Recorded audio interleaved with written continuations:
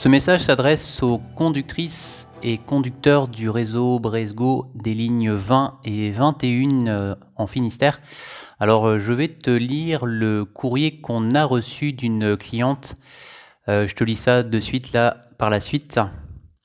Bonjour, ma fille utilise fréquemment les transports Bresgo et a été témoin en cette fin de journée d'une scène étrange, mais malheureusement trop fréquente à la gare routière de Brest. Un jeune homme était visiblement en train de prêcher auprès d'une jeune fille devant quelques usagers en attente sur les quais. Ma fille, accompagnée de 2 camarades, était en train de réfléchir sur une stratégie pour venir en aide à cette jeune fille qui se faisait importuner par ce prédicateur lorsque le chauffeur de la ligne 20 de 15h54 au départ de la gare routière de Brest est entré en quai et a bien analysé la situation autour de cette jeune fille.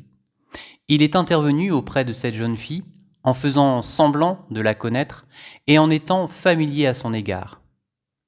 L'attitude de ce chauffeur a permis de faire diversion et de faire fuir ce prédicateur et qui est revenu par la suite prendre la ligne 21 de 16h où il a continué à prêcher dans le car. Il a reçu également une remarque pour son comportement de la part de la conductrice. Je voulais mentionner cet acte de bravoure à l'égard de votre conducteur et conductrice, car ce jeune homme était détenteur d'un opinel, selon ma fille, qu'il a pointé discrètement vers la jeune fille, l'air de rien, quand il était à ses côtés. Qu'il en soit ainsi, ici, remercié. Et c'est un message qui m'a particulièrement, qui nous a particulièrement retenu, qui a particulièrement retenu notre attention, parce qu'il est assez rare en fait, au final, d'avoir des messages positifs de la part de clients. Et je me suis dit que ça pouvait, que c'était important de notre côté de le faire savoir déjà. Tout d'abord auprès des conducteurs et des conductrices. Donc ce qu'on a fait, c'est qu'on a déjà d'une part diffusé cette info auprès des conducteurs et conductrices. Et après, je me suis dit, mais mince, on a tendance, nous, à répondre, ce qui est logique, à toutes les réclamations qu'on reçoit. Alors les réclamations sur des messages qui sont pas trop positifs dans la plupart du temps.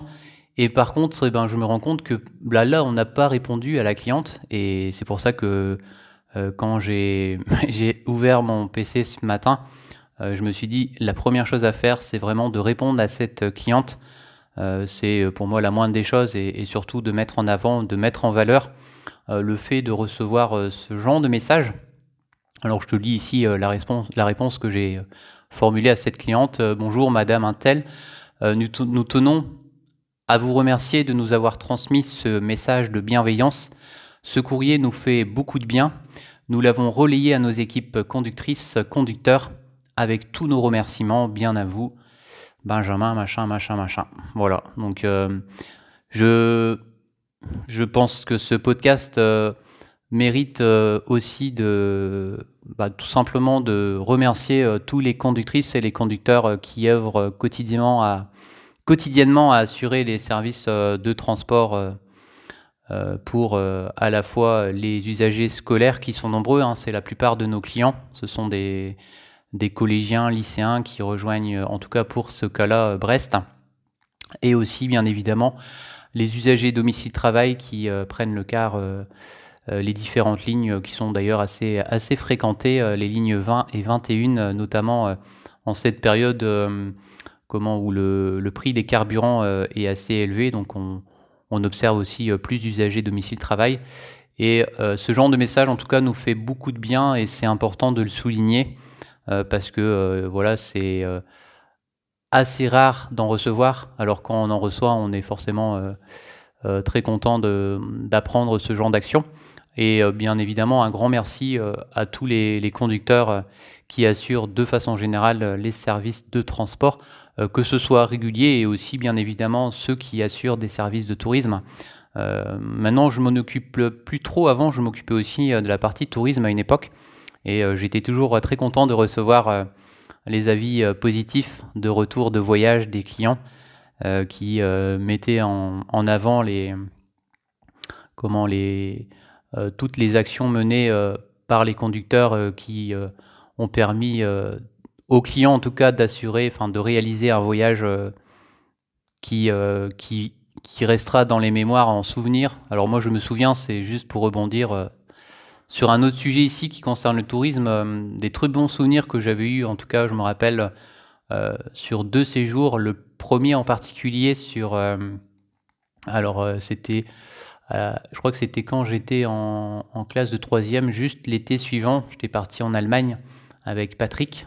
Donc des très bons souvenirs encore de cette époque où j'étais parti pendant 2 semaines en camp en Allemagne.